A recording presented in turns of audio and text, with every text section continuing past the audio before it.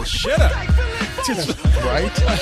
I used to have a friend of mine, whenever she would like describe, she would say, tell me what you've seen. And she would see movies all the time too. And I said, I saw this shitter. and then I said, well, I saw this shitter. And I was like, and the whole time I was watching this movie, that's what I was thinking, shitter. This is a terrible film, man. I think that's putting it mildly, really. This is one of those, it's one of those films that's so terrible that it almost comes back around to being watchable. You know what I mean? Where you tell your friends, I don't even know how to tell you why all the ways in which this was terrible. You just have to see it for yourself. It already gets you exhausted, right? When you want to tell somebody how bad it is. This movie has been in the shitter and back. Looking at the film, I was like, wow, how old is this? Because look at Jonah Hill. He is huge in this. I no doubt. I thought it was called The Sitter because that's all he does is sit. Yeah. He's so fat. He's huge, and the thing is that you can really tell because more than likely you're going to get a trailer for 21 Jump Street where he looks like he's been deflated. Yeah. It just, he doesn't look good. He almost looks unhealthy, like he's dying of some incurable disease. Well, this is like, but it's nuts when you see the movie. You're like, okay, how old is this, and how long has the studio been like, keeping this in the back shelf? Yeah, this is pre-fat Jonah Hill. It's like this goes beyond. It's like when he was way fatter than the fat that we even used to seeing. We're like, damn, I forgot he used to be that big. Yeah, and bad idea showing a trailer for 21 Jump Street before they show this movie, because creepy. that just goes to show you how long the studio said, no, we can't release this yet. And yet, that bad. was the least of the bad ideas associated with this film.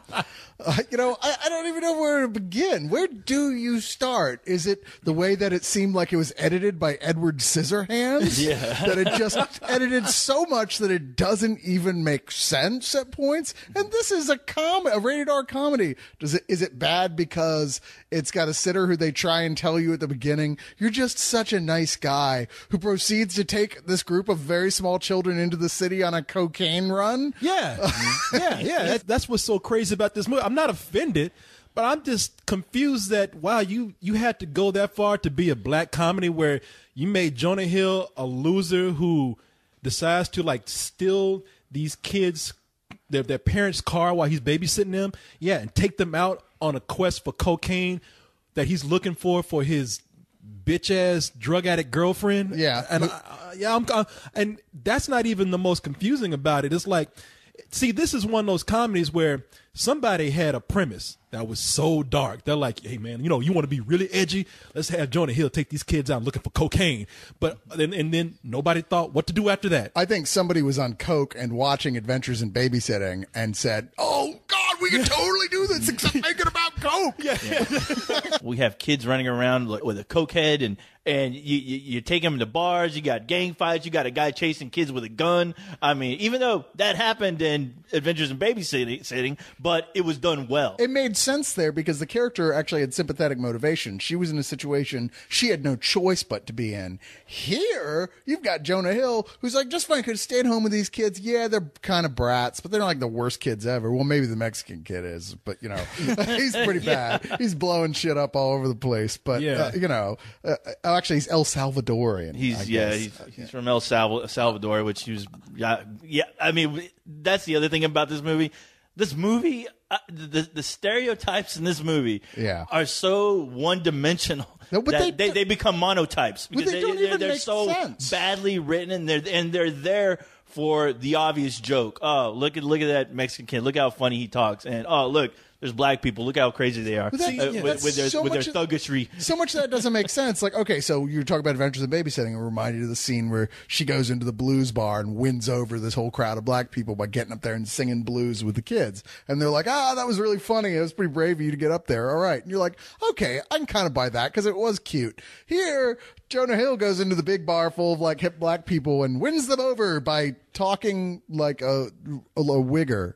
Yeah, I don't really know what just happened. That's what's so bad about this movie is that, outside of its premise where they think that, oh, we're so shocking, we can just get by on that, they had nothing to do after that.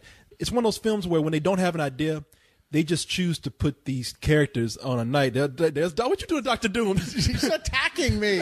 Is she still attacking your balls? She is. She's going after them with those. Like I said, this is the one who edited this film because her nails are just crazy. After I get through editing Cyrus's balls, I'm going to go edit the center. No, for some reason, I hate to stop the podcast, but for some reason, when Cyrus sits over there, this cat likes to come over here and play keyboard on Cyrus's balls. I tell you what, they're just that big. I don't know. Do you want that on purpose? Do you sprinkle catnip on your groin area when you set them out? Got it so big I got to take them around with a wheelbarrow. Excuse me. You got legs wide open there. You need a ball babysitter. Yeah, sit these balls over here. But you know what, as long man? as it's not Jonah Hill. Yeah, when they don't know what to do with it, it's just another example of a film where they had these characters go on these random adventures. Now, there's no real story here. You can tell that somehow they just said, hey, you know what would be funny if we had them go here and this happened. Oh, you know what else would be funny if they went here and this happened. Hey, you know what? You know, these are a bunch of white kids and one El Salvadorian kid. We'd be funny if they go in the wrong part of town and run into scary black people. Now, how many times have we seen that in a movie? Oh, they're going to get stopped by the police when they have like illegal drugs, or this guy's been in a lot of trouble tonight. You know, how many times have we seen that in the movie? There's all these random things that it's bad enough that they don't have a story for it, but these are gags that we've seen in some form or another in other films. We've seen them to death. With this movie, though, it's like as soon as you're about to like get into something that resembles a fucking plot, the movie cuts. Yeah. I mean, it seems like as soon as somebody's like, "You're not a bad kid," they're in the car. Well, they're in the car running away from whoever they encountered in the first place. I feel like I would love to see the, like, I guess, director's cut or whatever of this. Do you? But I wonder if there even is anymore, because there's no way, like the script, the way it's built, that there's missing scenes that would make it better. Yeah. You know what I mean? And yet it's still so goddamn ridiculously choppy that it is kind of like, I felt almost like I was entering into a dream watching this film. A fucking terrible dream, a bad dream. It felt like a dream, the way one thing stops and then you're suddenly somewhere else entirely, and you have no idea how you got there, but you just go, well, no, yeah, I'm here. No, that's what, you know, and it's one, I mean, you could make this possibly work. Like sometimes situations don't really have to make sense, or they don't have to segue in each other that is smooth. I mean, you can have that happen if your characters are likable. But first of all, they introduced Jonah Hill, who I don't care how nice the guy is. The guy's kind of an asshole. I mean, the guy just leeches off his mother all day. He don't want to get a job. He's spoiled, and it's one thing to be an asshole, but then you know he's a loser on top of that. He rides his bike everywhere. You know, I mean, he's irresponsible to the point of being a criminal. Well, this guy, yeah, he said he's going to jail. I was like, man, you know, this guy, he hasn't earned the right to be a criminal. He hasn't earned the right to be, you know, an asshole. He's still kind of a geeky, nerdy type. I was like, you ain't cool enough to do all this shit with the attitude that you have. And then these fucking kids in this movie, man, I'm looking at the names of these kids right now, who the kids are actually, they're all right. The kids are Slater, Blythe, and Rodrigo. And they're all grown up now. Yeah, I know. They're like in college by now. But they're all doing coke, yeah. If you go by the Jonah Hill fat scale of time, and I'm going to let you guess which one is Rodrigo, by the way. And they're played by Max Records, Landry Bender, and Kyle Bunbury. Wait, the guy's name is Max Records? And Max Records. Is he a rap star now? If he's not a rap star, he needs to own the next chain of like whatever the form of music is going to be in the future. You know? That chain's going to close real quick. Yeah. Selling records. Oh, and that is the kid that was in Where the Wild Things Are. Oh, okay. Yeah, but those kids, man, it's like it's one thing to hate Jonah Hill, then you hate his girlfriend who's just a bitch to him, and I was like, man, maybe these kids will make a difference when they come up. Those kids are some of the most badass kids that I've seen in movies. That I hate to hate children, you know, because I like children, but I hate these bitches here. Well, it's funny because like I hated the kids the least of anyone in this film, which doesn't tell you anything about me liking the kids per se. It's just everyone else was so much more horrible that you at least give them a break because, well, they are kids. But you're right; they're just like each has a one-note joke around them. Like the little girl is like obsessed with being a celebutante and acts like a little stuck up little prissy miss all day. And so what? There's nothing else, but that's all she's got. The other kid is like totally neurotic and like is afraid of everything and has to take his pills. Yeah, that's the boy. That's all he's got. Yeah. And then you got the Mexican the robot kid. That kid didn't know who the fuck he was playing. Yeah, who was Don't just worry. like, okay, don't worry about it. You're just like Just be Mexican. Yeah. Well, no, you know Right. what they did, and that's another thing that we see in movies. The kid was obsessed with explosives. Yeah. And they didn't even know what to do with that kid. You thought he was going to be like a little Scarface kind of kid, a little dangerous kid. Then he turned into a brat, breaking things and looking at Jonah Hill like, you clean up. And then he was like obsessed with explosives. And it's like, narrow it down to one shitty thing that this kid does. Well, the worst thing is that they try to give him a story that he can't even finish because the goddamn camera cuts right when he's about to say, why he's so pissed all the time and why he's blowing up shit. Yeah. And the camera's like, all right, we got to keep going. We got to keep this movie moving. I mean, we got bills to pay. And seriously, this ain't a documentary, kid. Get the fuck out of here. Just look cute. Well, you guys are talking about everyone you hate. I'm like, you should be hating on this goddamn director because this should have been an Alan Smithy film. I don't know how anyone, even the director or even the studio, You know who directed could this? look. Yeah, I do know who directed this. No, I don't. Tell him. David Gordon Green, the guy who directed Pineapple Express. I never liked Pineapple Express myself. I liked it. I didn't love it. Some people were crazy about it. I was like, okay, it's all right. Pineapple Express was, I called it sloppy at the time. And shit, I kind of have to. I still don't like Pineapple Express, but Pineapple Express. I'm sorry. Okay, this movie here is sloppy. Pineapple Express this is beyond sloppy. I mean, Pineapple Express is like the flawlessness of math compared to this, which is just like someone took a bunch of plots and cut them up and threw them on the floor and just started picking shit up. It's like you said, have people improv comedy scenes lately? Like that's the big thing. Okay, here's the setup. Now go. This feels like a movie that they just said, here's the outside plot. We're starting with Jonah Hill's babysitter. These are the kids. These are their defaults. Now go. And the entire film was made up on whatever they drove past. Yeah, look, let's film something there and just make it up. Oh yeah. This is the writer and the director taking a shit on the floor and trying to piece something up to resemble a movie. Yeah. And the worst about it is that they can't even figure out what fucking time period they want this movie to be in, because as the movie starts, you hear all this like old hip hop music from like the 80s. And when you're watching the film, you're like, okay, well, is this set in the 80s or what's going on here? Because when they're watching TV, you see like old 80s TV shows or you'll see an 80s movie.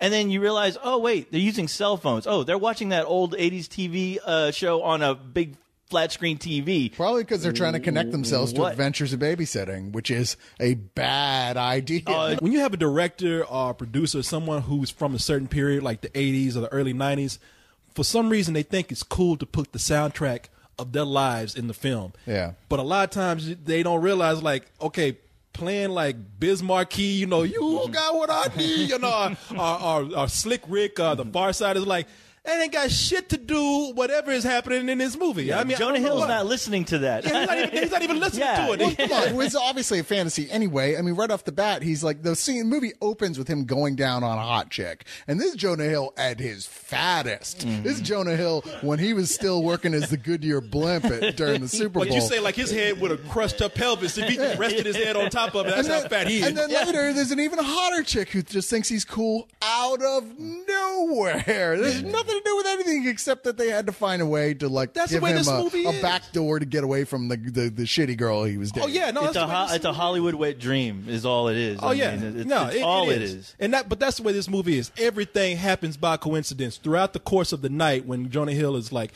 trying to, when he's on this adventure to find cocaine for his girlfriend, their car gets stolen. Of course, their car gets stolen. But it's funny, like they're just randomly walking down the street. By the way, when they first lost the car, they're like, "Oh shit, the car! Oh shit!" They had forgot about that car like after 5 minutes. They're just walking down the street having a good time, and then it's like, "Hey, that looks like my mom's car. Oh yeah, kids, let's get in the car and follow it and get it back." I was like, just coincidences, random shit happen like that. That's how poorly written the movie is. Everything happens by coincidence. Jonah Hill meets this girl that he used to go to college with. And this girl, by the way, I don't know the actress's name, but she's black. You know, I say that, but she's about as Ivy League, upper middle class. She's a Cosby. Black, as black as you can get. Once you throw up next to the thugs, she's about as bumpy black as you can get. She's Bumpy the Vampire Slayer. She might as well run in right in on a goddamn white horse. On a white horse, yes. This girl is practically white. You know, she's just a white chick with a dark tan. But and then Jonah Hill ends up in the scary black part of town, and he's about to get beat down by this girl gangster, and all of a sudden, and the place is full of black thugs, all of a sudden, this white black chick comes out of nowhere. Jonah, what are you doing here? And it's like, bitch, what are you doing here? Exactly. I was like, wait, what? Why would she be at the thug bar? Yeah. She should be hanging out with the white college boys. All that's for you, so you can go and look at her. It's like, wow, she speaks well. Yeah, exactly. She speaks so well, and she saves white people so well. Yeah. No, and speaking of the white people, the scary black people in this movie. I know I'm confused myself. I know but after this movie, you can't help but be, especially after that scene I was just talking about. But, speaking of the scary black people in this movie, ain't nothing I hate more in Hollywood than Hollywood black. And you know what Hollywood black is. It's like, it's even thugs, that would be too black for them. Like they would, Jonah Hill keeps running to this girl who apparently has some history with where she doesn't like him. I'm not going to explain what it is. Just go see the movie and find out for yourself. But they just over gangster her. She comes out and she has that thing where, a white person wrote it where they're like, oh, no, that's not scary enough. We got to make them, like throwing all these words. And we got to make this shit Walmart scary. Yeah, exactly. So she comes out and, it's one of those things where, when she's talking to Jonah Hill, she can't ever call him by his name in the movie, which is Noah. She's got to say, even though she knows him, she's got like, what you doing here, white boy? Talking to me like that? You better step off from something. It's like I even love where she said, "Your kind is not welcome here." Welcome here, boy. And it's like, man, I hate that in movies where the white writers like write the black characters too black. It's ridiculous. Where you're wondering, like, is the director telling them, you know what? Can you blacken it up a bit? Yeah. I'm not scared enough. I haven't shit on myself yet. Can you turn up the bass and turn down the treble? Write that dialogue up, and I want to be hiding under my desk next time I read this script. And it's I want to embarrassing. hate black people after I read this script. It's the weirdness of all this bad stuff we're saying, though, and the way it all piles up, and the fact that Sam Rockwell plays this inexplicable, bizarro drug gangster. There's just no explaining what they were. I don't know what they were thinking. I don't have a clue what they were. No one could possibly understand what they were thinking with this character. But it's so absurd, all these things taken together, that it's almost all kind of mesmerizing in a way. What was more embarrassing? Not in a good way. It's not a good movie. This is the worst piece of shit probably this year. But yet, I could not tear my eyes from it because it was one thing after another that was so bad. You were agape. Because I honestly thought, like, what was more embarrassing than seeing all those terrible stereotypes was seeing Sam Rockwell in this movie. Yeah, like just phoning it in, and I'm like, dude.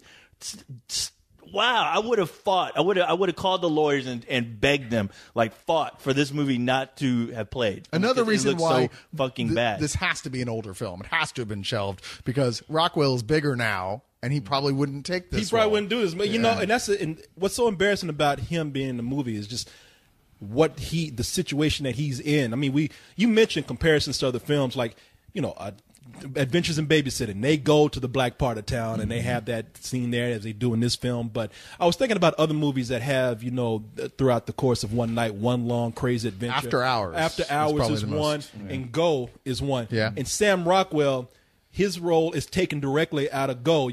See, I thought it was more True Romance. I was going to say the Gary Oldman character. I was thinking of. Timothy Olyphant and Go, where one of the chicks in the movie loses his drugs. He comes after her. First of all, that's in a lot of films. Yeah, right. Force is in this movie, and Sam Rockwell comes out as the drug dealer who is coming after them.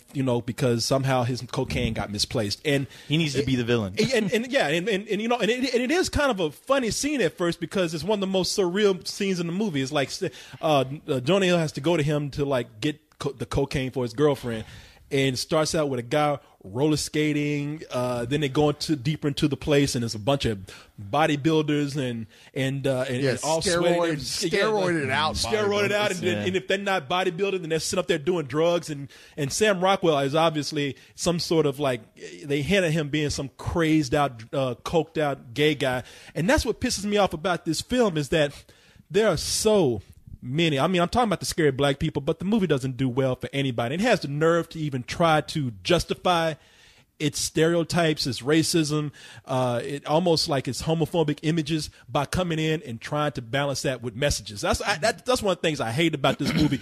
Every kid in this movie, it's 3 kids, so every kid gets a moment where Jonah Hill stops and fixes their shit. And fixes their shit. I gives them a speech, but then it's followed up by, kid, you're not so bad. You're special. Believe in yourself. Now let's go get that cocaine. Yeah. Because they had to fill their Adventures in Babysitting quota. Yeah. I mean, in Adventures in Babysitting, it made sense the way she came across to these kids, and they all became friends. Here, it's not till they go, fuck, we're running out of time, that they suddenly just knock all 3 out right in a row. Like, oh, and by the way, you're fixed because of this, and you're fixed because of this, and you're fixed because of this, and you know what? You've been able to go home the entire time. All you had to do was click your ruby heels together. I just say, what the fuck is this shit? There's no reason they should all get along at all. These kids should be terrified of this guy. Oh yeah. No, from the moment that he enters the scene and he's the way he's treating these kids, and he doesn't. It's not 5 minutes before his girlfriend calls and says, "Give me some cocaine," and he's like, "Kids, I'm gonna steal your parents' car and we're gonna go get candy." And it's like, man, why am I supposed to care about anything after this? And that whole thing about, now there is one speech in this movie where I was like, this is admirable. I'm not going to say what it is, but there's a speech about homosexuality, and it's kind of a sweet speech. It is kind of a sweet moment. Yeah, telling somebody to be, don't be afraid to be who you are. And I'm like, wow, this movie does have a heart. And wait a minute, there's the gay stereotype on skates again. There's JB Smooth, or what's his name, JD Smooth. Amos and Andy pop in the frame. I'm talking about the guy from the black character that was hanging around with Sam Rockwell. Yeah, the guy who was JB Smooth. He's going through the whole movie. Hey, you better hook this motherfucker. And I'm just like, man, this movie is offensive. I hate to be that guy that's that sensitive, but no, it is because when I see it, I was like, whoa, okay. And the little El Salvadorian kid, the way he's just. Joe, I get you. I kill you. I kill you. What is that? What's that word for asshole in Spanish? Cabrón, pendejo, cabrón, culo. I was like, man, why don't you just make this kid Speedy Gonzalez? I know. No, I was like, why don't you make him Sofia Vergara? He's pissed off this kid wanted a role. I'd be weirded out if that kid had huge tits. In this movie, I wouldn't at a certain point. Might as well. I mean, if you want just and let's pull back. I'm not even if you want. Just pull back the sensitivity level a little bit, and all you out there calling me a liberal and everything, but there's just so many types in this movie. There's the father that just doesn't give a shit about his son to the point like, man, that's harsh. Even for a character in a movie like this, would somebody really be that cold? The father of the family that he's babysitting for, just being a dick for no reason. They should have focused on the director who doesn't give a shit about his movie. Yeah, really. If you want to get down to it. Yeah, man. What can I tell you? There are some things I chuckled at. I even chuckled at some of the stereotypes in the movie, like that old dude that was watching the door. It's in the trailer. That guy's like, "Hey man, ain't no kids allowed in this place." He's like, "Hey man, I fly." Oh, you like to fly? What's happening, my man? Amos, how you doing, man? You know this ain't no place for no kids. These aren't kids, these are little people. This woman's 48 years old. Her children have children. I'm a grandma. All right. What's your name, baby? They call me Soul Baby. Soul Baby? Yeah. Keep it in control, baby. I hear you, baby. My name's Noah J. Bird. Noah J. Bird? Caw-caw! Oh, you like to fly? I fly, baby. Fly away, baby. In the clouds, no frowns. All right, now that's what I'm talking about. Tears, no fears, man. All right, that's what I'm talking about, baby. My brother. Well, see, that was the only guy that got right. I know that guy. I see him every time I get pissed and I'm depressed and I go to the bar to drink. That guy. You a bad white boy. Wrong with yourself, bad motherfucker. I kind of like that guy. Yeah. Some stereotypes are Keep playing. Your head high in the sky. No, man. This movie is poorly written and it poorly writes stuff that has been poorly written before it. I mean, this is stuff that we've seen before, taken to a whole new bad level, man. I mean, this is surreal bad.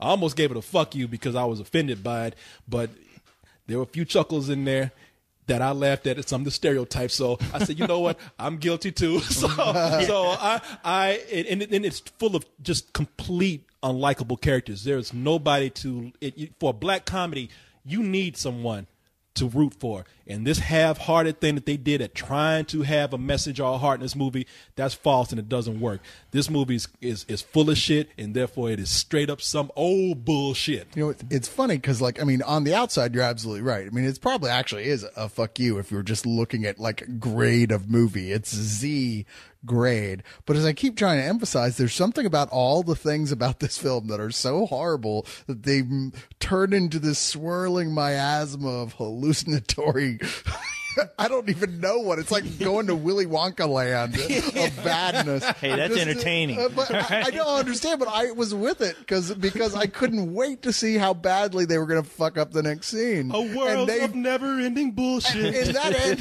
it never lets you down. I mean, you're just like this early on. You're like, wow, this is bad. I got to see how bad this is going to get. And it's never like piss you off bad. You know, it's not like, oh, I'm angry because your expectations are so low from the. But, you know, I mean, come on, Jonah Hill going down on a girl is how it starts. You know, this film is not going to be like legendary. As soon as you think, is that the CG head of Jabba the Hutt coming up from that right? vagina? No, that might as well have been the CG head of Jonah Hill. But it doesn't do like a lot of gross out jokes and stuff like a movie like this usually does. That's true. That would have really pissed me off.